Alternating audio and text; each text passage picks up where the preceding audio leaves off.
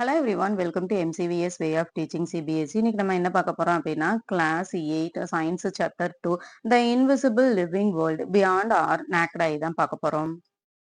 இப்ப இந்த சாப்டர் பொறுத்த வரைக்கும் நம்ம என்னென்ன பார்க்க போறோம் அப்படின்னா, how you ever wondered that you might see if the invisible world around you became visible? இப்போ வந்து நம்ம கண்ணுக்கே தெரியாத நிறைய லிவிங் பீயிங்ஸ் வந்து இருக்குன்னு நமக்கு தெரியும். இப்ப இந்த லிவிங் பீயிங்ஸ்ல எதையாவது நீங்க பார்க்கணும் அப்படின்னா, அது நீங்க வந்து எந்த லிவிங் பீயிங்க வந்து பார்ப்பீங்க?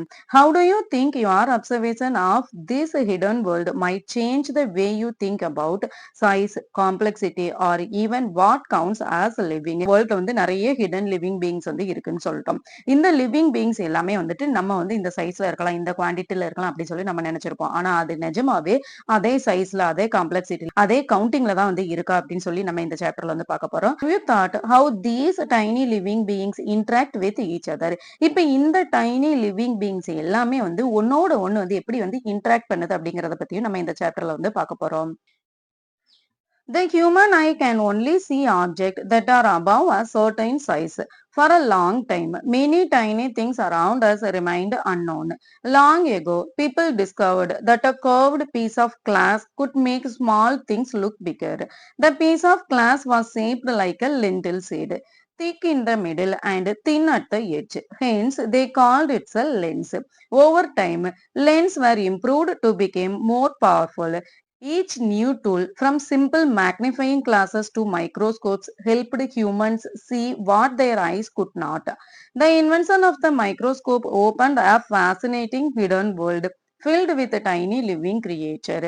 We will explore some of these life forms in this chapter. ஹியூமனோட கண்ணால ஒரு அளவுக்கு பெருசா இருக்கிறத மட்டும்தான் பார்க்க முடியும். ரொம்ப குட்டியா இருக்கிறது எல்லாத்தையுமே ஹியூமனோட கண்ணுல வந்து பார்க்க முடியாது. இப்போ முன்னாடி எல்லாம் வந்து நமக்கு தெரியாதது எந்த பொருளுமே இல்ல அப்படின்னு சொல்லி தான் நினைச்சாங்க. ஆனா அதுக்கப்புறம் வந்து ஒரு கர்வ்டு பீஸ் ஆஃப் கிளாஸ் வச்சு அவங்க வந்து சின்ன சின்ன இந்த ஸ்மால் திங்ஸ் எல்லாத்தையுமே வந்து பிக்கரா வந்து பார்க்க ஆரம்பிச்சாங்க. இந்த பீஸ் ஆஃப் கிளாஸ் வந்து எப்படி இருக்கும் அப்படின்னா லென்டில் சீடு மாதிரி இருக்கும். லென்டில் சீடு வந்து எப்படி இருக்கும்? மிடில்ல வந்து திக்கா இருக்கும், எட்ஜ்ல வந்து தின்னா இருக்கும். அதே மாதிரி தான் இந்த லென்ஸ் வந்து மிடில்ல வந்து திக்கா இருக்கும், அதே மாதிரி எட்ஜ்ல வந்து தின்னா இருக்கும்.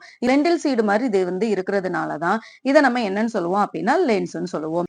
நாட்கள் போக போக லென்ஸ் அப்படிங்கிறது வந்து இம்ப்ரூவ் ஆகிட்டே இருந்தது. அது ரொம்ப பவர்ஃபுல்லா மாறிக்கிட்டே இருந்தது. நிறைய டூல்ஸ் வந்து அந்த லென்ஸை வச்சு கண்டுபிடிச்சிட்டே இருந்தாங்க. அதே மாதிரி இந்த மேக்னிஃபையிங் கிளாஸ் வந்து என்னவா மாற ஆரம்பிச்சிச்சு அப்படின்னா மைக்ரோஸ்கோப்பா வந்து மாற ஆரம்பிச்சிச்சு. இந்த மைக்ரோஸ்கோப் வச்சு ஹியூமன் கண்ணால எதெல்லாம் பார்க்க முடியாதோ அதை எல்லாத்தையுமே நம்ம பார்க்க ஆரம்பிச்சோம்.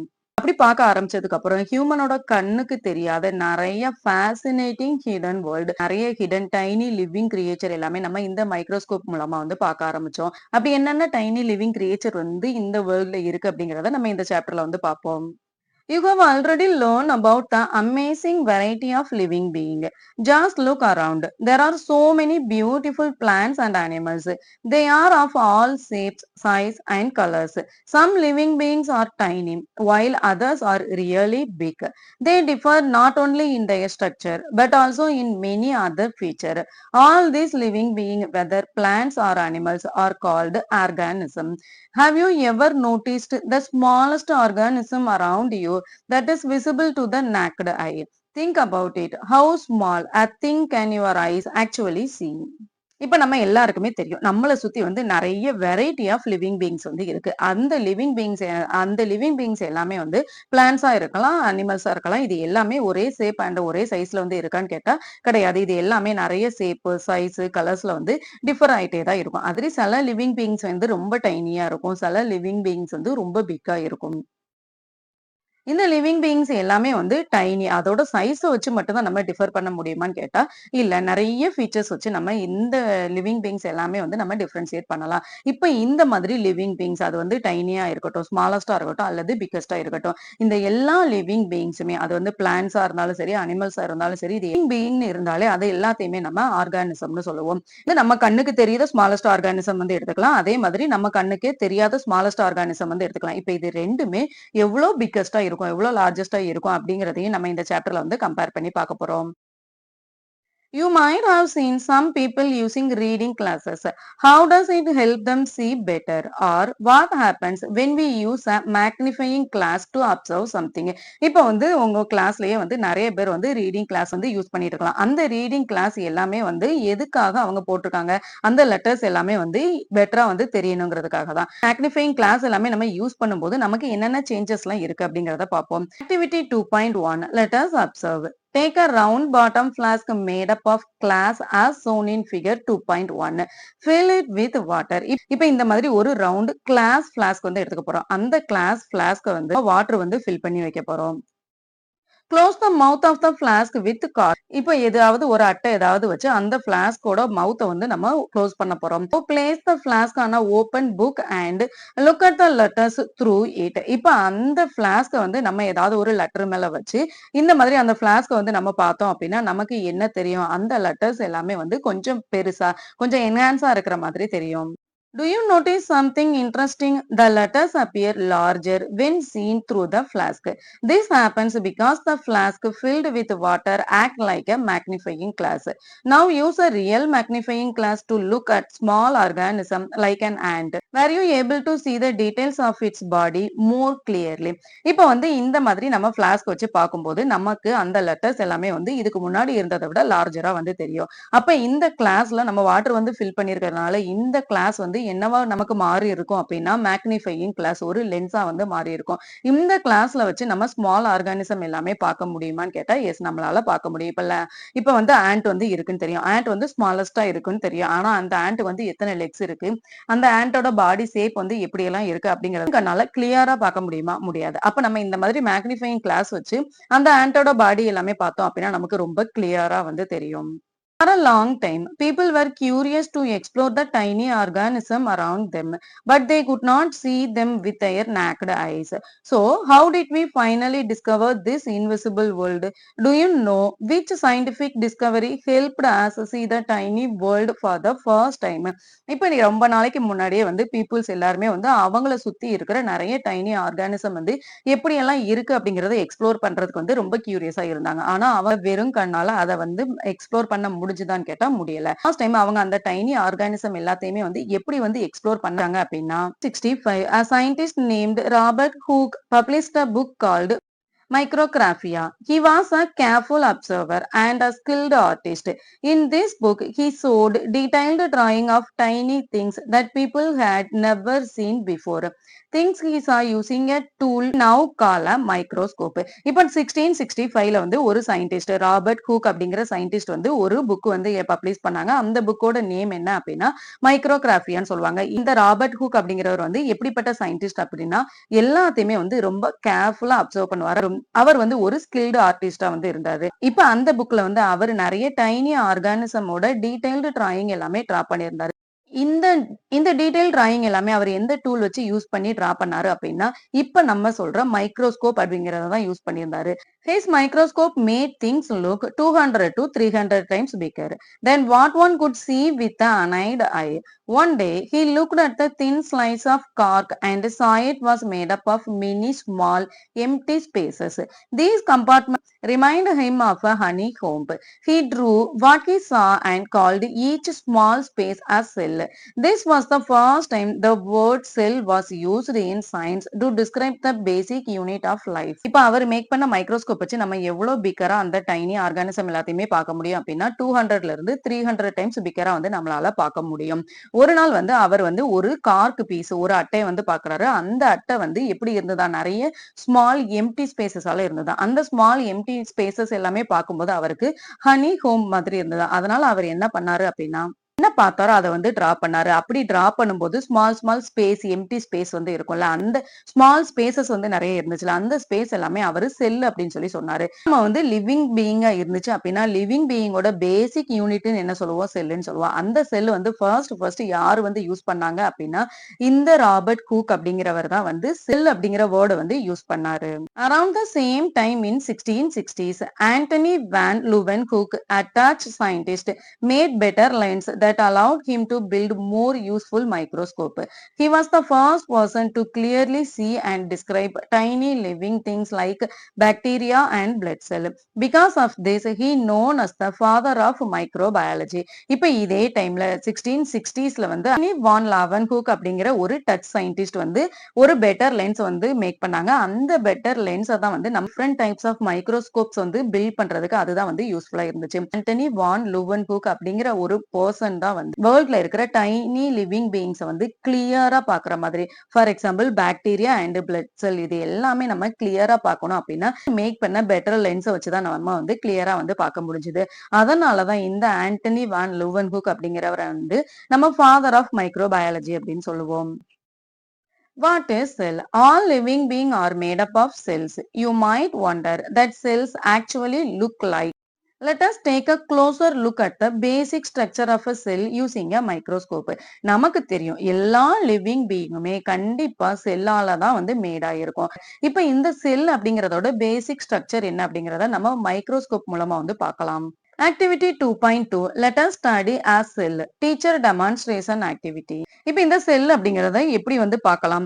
Take a onion bulb from your kitchen or garden and wash it thoroughly with water. இப்போ வந்து உங்க கிச்சன்ல இருந்து அல்லது உங்களோட கார்டன்ல இருந்து ஒரு ஆனியன் வந்து எடுத்துக்கிறோம். அந்த ஆனியனை வந்து வாட்டர்ல நல்லா வாஷ் பண்ணி எடுத்துக்கிறோம். Cut the onion bulb vertically into pieces. இப்போ வந்து அந்த ஆனியனை நம்ம இந்த மாதிரி vertically 4 பீசஸா வந்து கட் பண்ணிக்கிறோம். Take one piece of onion and pull out the thin, transparent layer from its inner surface with the help of forceps. This layer is called the onion peel. நம்ம கட் பண்ணி வச்ச ஆனியன்ல இருந்து இந்த மாதிரி ஒரே ஒரு சிங்கிள் பார்ட்டை மட்டும் நம்ம பிரிச்சு எடுத்துக்கிறோம். இதை தான் நம்ம என்னன்னு சொல்லுவோம் அப்படின்னா ஆனியன் பீல்னு சொல்லுவோம். இந்த ஆனியன் பீல் எடுத்து நம்ம ஒரு ஆக்டிவிட்டி வந்து பண்ண போறோம். Place the peel in the petri dish containing a few drops of saffron in red colored stain for 30 seconds. This will give a pinkish color to the cells and help us see them clearly. இப்ப இந்த onion பீல வந்து இந்த மாதிரி ஒரு petri dish few drops of saffron வந்து add பண்ணி அதுல வந்து 30 செகண்ட்ஸ் வந்து இந்த ஆனியன் பீல வந்து வைக்க போறோம். இந்த ஆனியன் பீலும் அந்த சாஃப்ரனையும் சேர்ந்து என்ன செய்யும் அப்படின்னா பிங்கிஷ் கலர்ல வந்து சேஞ்ச் ஆகும். பிங்கிஷ் கலர்ல சேஞ்ச் ஆனதுக்கு அப்புறம் நம்ம அந்த செல்லை வந்து கிளியரா பார்க்க முடியும். With the help of thin press, transfer the onion peel to another petri dish containing water to rinse the peel and remove extra stain. இப்ப நம்ம ரெட் கலர் ஸ்டெயின்ல வந்து டிப் பண்ணி வச்சிருந்தோம்ல அந்த ஆனியன் பீலை இதே மாதிரி இன்னொரு பெட்ரி வந்து வைக்க போறோம். வச்சுட்டு வாட்டர் எக்ஸ்ட்ரா ஸ்டெயின் எல்லாமே வந்து ரிமூவ் ஆயிரும். Now carefully place the stained onion peel on the glass slide using a thin brush, ensuring it does not break or fold. இப்ப நம்ம வந்து ஒரு thin brush எடுத்து அந்த ஆனியன் பீலை ஒரு கிளாஸ்ல வந்து நம்ம டிரான்ஸ்ஃபர் பண்ண போறோம். Put a drop of glycerin over the onion peel on the slide. The glycerin will prevent drying of the cells and clarity for better visualization of cells. இப்ப நம்ம கிளாஸ்ல வச்ச இந்த ஆனியன் பீல்ல வந்து நம்ம கிளிசரின் வந்து ஆட் பண்ண போறோம். கிளிசரின் ஆட் பண்றதுனால அந்த ஆனியன் பீல் எல்லாமே வந்து ட்ரை ஆகாம நம்மளால அந்த செல்ஸ் எல்லாத்தையுமே வந்து கிளாரிட்டியா பெட்டரா வந்து விசுவல் பண்ண முடியும். Slowly place a cover slip over the peel using a needle such that no air bubbles get trapped.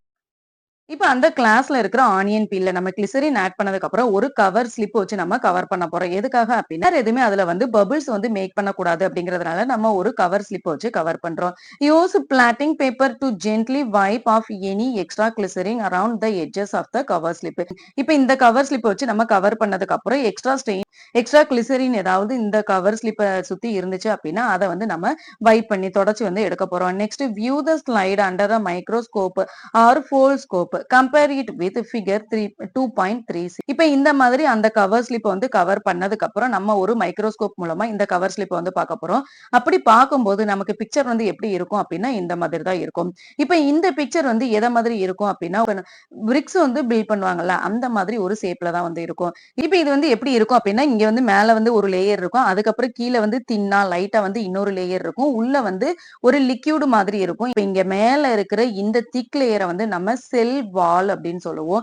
இந்த திக் லேயருக்கு கீழே வந்து ஒரு தின் லேயர் வந்து இருக்கும். இந்த தின் லேயர் வந்து நம்ம செல் மெம்பரேன்னு சொல்லுவோம். இப்ப இந்த செல் வால் அண்ட் செல் மெம்பரேனுக்கு இடையில வந்து நிறைய லிக்யூடு மாதிரி இருக்கும். அந்த லிக்யூட வந்து நம்ம சைட்டோபிளாசம்னு சொல்லுவோம். இந்த பார்ட்டை வந்து நம்ம நியூக்ளியஸ்ன்னு சொல்லுவோம்.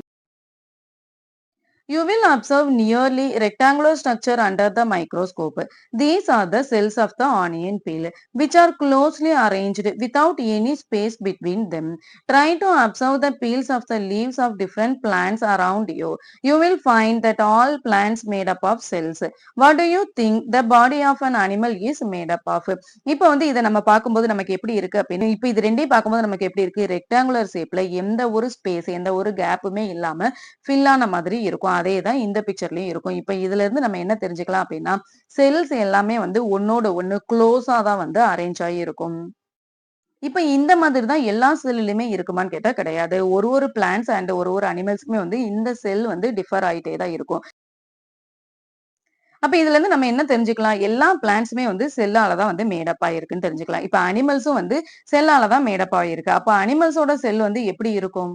rinse your mouth with clean water. இப்போ ஒரு clean water வச்சு நம்ம வாய் வந்து நல்லா கொப்பளிச்சுக்கிறோம். Use the blunt end of the clean toothpick and gently scrape the inside of your cheek. இப்போ நம்ம சீக்கோட உள் பக்கத்துல வந்து டூத்பிக்கோட பேக் சைடு வச்சு நம்ம ஸ்கிராப் பண்ண போறோம். Place the scraped material in a drop of water on a clean glass slide and spread it evenly. ஒரு clean glassல வாட்டர் வந்து ஈவனா ஸ்ப்ரெட் பண்ணிட்டு நம்ம ஸ்கிராப் பண்ண அந்த இடத்துல வந்து இந்த கிளாஸை வந்து வைக்க போறோம்.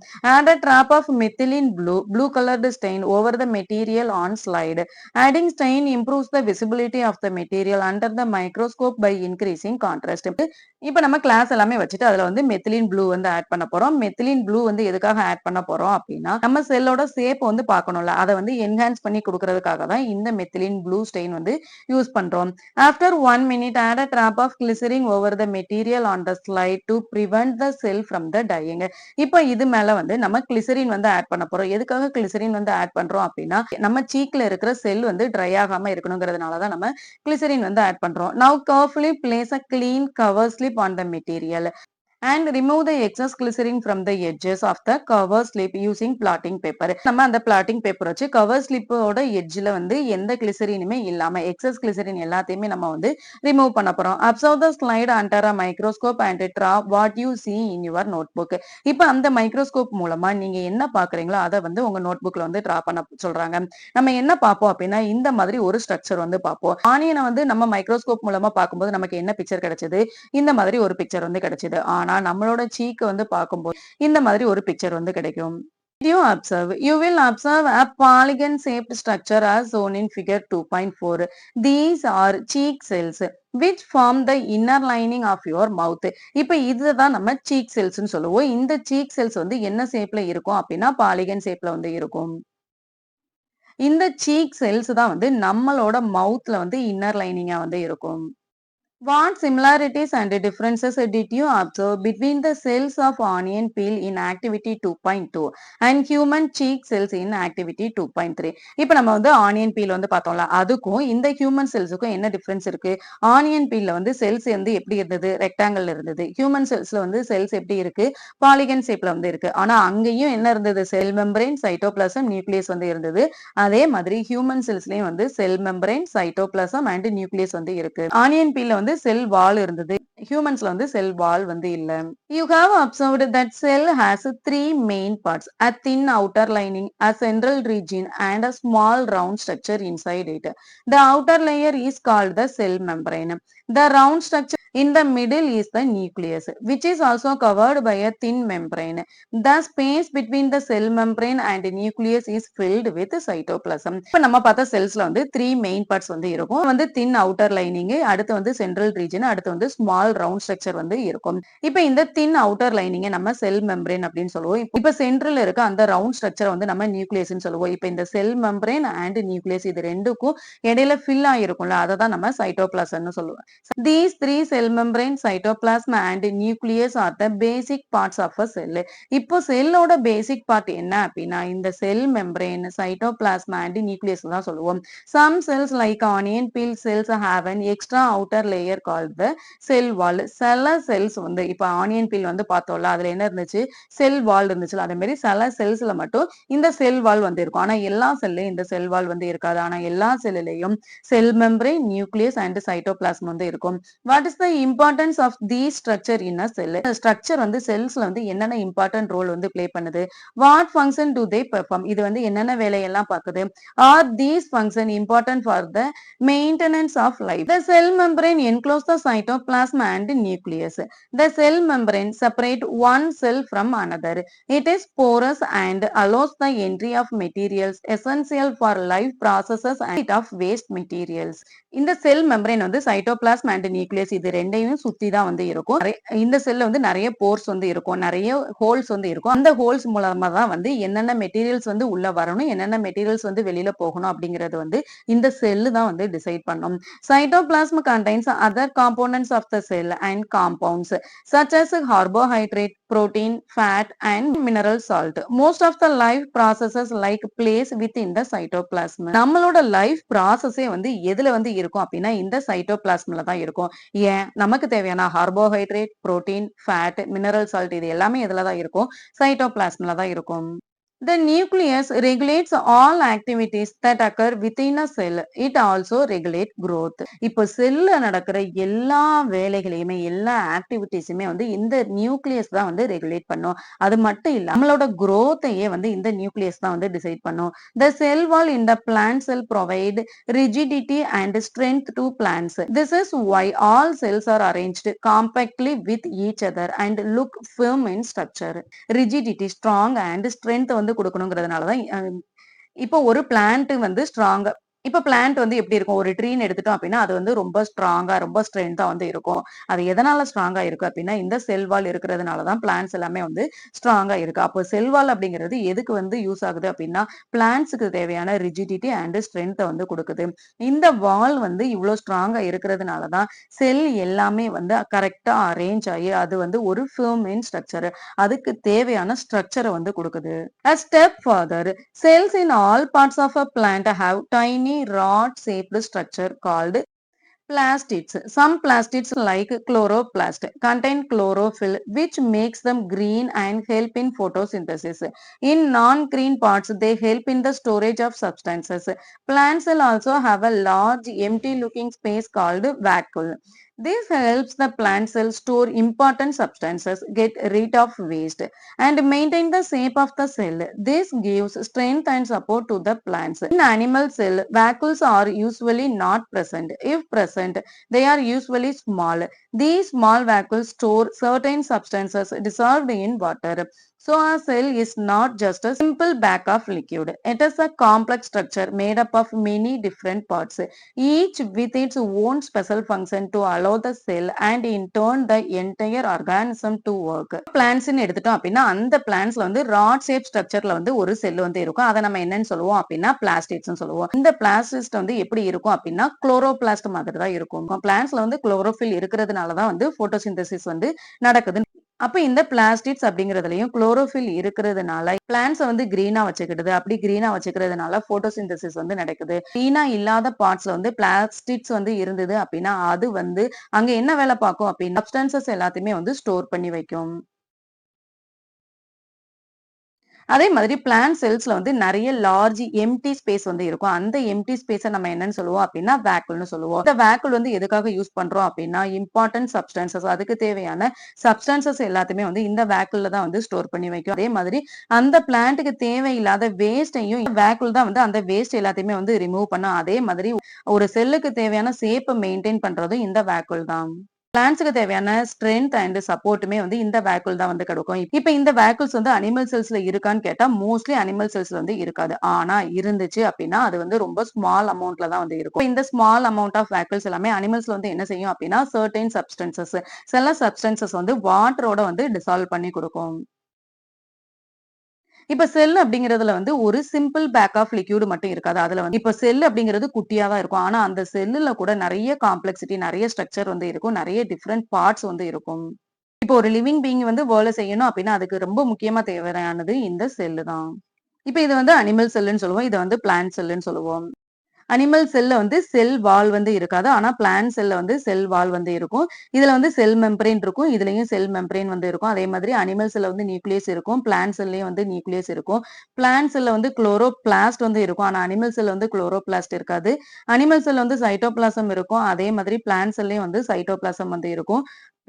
அனிமல் செல்ல வந்து வேக்குல் வந்து இருக்காது. பிளான்ட் செல்ல வந்து வேக்குல் அப்படிங்கிறது இருக்கும். வேக்குல் அப்படிங்கிறது என்ன அப்படின்னா ஒரு எம்ப்டி ஸ்பேஸ தான் நம்ம வேக்குல்னு சொல்லுவோம். அதே மாதிரி மைட்டோகாண்ட்ரியா அப்படிங்கிறது அனிமல் செல்ஸ்லயும் இருக்கும், பிளான்ட் செல்ஸ்லயும் இருக்கும். We have now understood the basic structure of cell and we now also understand the plant and animal cells differ in shape and structure. இப்போ வந்து நம்ம செல் அப்படின்னா என்ன, அது வந்து என்ன ஸ்ட்ரக்சர்ல இருக்கும் அப்படின்னு சொல்லி பார்த்துட்டோம். அதே மாதிரி பிளான்ட் செல்லுக்கும் அனிமல் செல்லுக்கும் என்னென்ன டிஃபரன்ஸ் இருக்கு, அதோட ஷேப் அண்ட் ஸ்ட்ரக்சர்ல வந்து என்னென்ன டிஃபரன்ஸ் இருக்கு அப்படிங்கிறதையும் பார்த்துட்டோம். Do different animal cells also vary their shape and structure? இப்போ நம்ம அனிமல்ஸ்ன்னு எடுத்துட்டோம் அப்படின்னாலே ஒரு அனிமல்ஸுமே வந்து ஷேப் அண்ட் ஸ்ட்ரக்சர்ல வந்து வேரி ஆகுதா அப்படின்னு சொல்லி பார்க்க போறோம். Yes, variation in shape and structure of cells. இப்ப அனிமல்ஸ்ன்னு எடுத்துட்டோம் அப்படின்னா அதுலயே வந்து நிறைய அனிமல்ஸ்க்கு வந்து அந்த செல்லோட ஸ்ட்ரக்சர் வந்து வேரி ஆகும். The muscle cell and the nerve cell of a human are shown in figure 2.6a and b. What are the similarities and differences you see them? இப்போ வந்து நம்ம மசில் செல் அண்ட் நர்வ் செல் வந்து பார்க்க போறோம். இது வந்து human பாடியில இருக்கிற டூ டைப் ஆஃப் செல். இது வந்து மசில் செல்னு சொல்லுவோம், இது வந்து நர்வ் செல்னு சொல்லுவோம். இப்ப இது ரெண்டுமே ஒரே மாதிரி இருக்கா? நோ. ஷேப்லயும் சரி ஸ்ட்ரக்சர்லயும் சரி டிஃபர் ஆயிதான் இருக்கு. A muscle cell figure 2.6 is like a spindle with a nerve cell is very long and has branches. Similarly, some cells are round in shape while others are long and thin. The number of cells also varies in different organisms. Why do cells look so different from each other? Does the shape and structure of a cell relate to its function? Muscle cellோட shape வந்து எப்படி இருக்கும் அப்படின்னா ஒரு spindle மாதிரி இருக்கும். nerve cellோட shape வந்து எப்படி இருக்கும் அப்படின்னா வெரி லாங்கா இருக்கும். அதே மாதிரி நிறைய பிரான்ச்சஸ் வந்து இருக்கும். இப்ப இதே மாதிரி சில செல்ஸ் வந்து ரவுண்ட் ஷேப்லயும் இருக்கும். சில இது வந்து லாங்கா இருக்கும், சில இது தின்னா இருக்கும், சில இது ஷார்ட்டாவும் இருக்கும். நம்பர் ஆஃப் செல்ஸ் அதே மாதிரி எல்லா லிவிங் ஆர்கானிசம்லயும் வந்து இவ்வளவு செல்ஸ் தான் வந்து இருக்குமான்னு கேட்டா கிடையாது. எல்லா லிவிங் ஆர்கானிசமுமே வந்து செல்லோட கவுண்டிங்கே வந்து வேரி ஆயிட்டே தான் இருக்கும். The unique shape, size, and structure of cell help them carry out their specific function. And how do these cells help in performing various function in the body?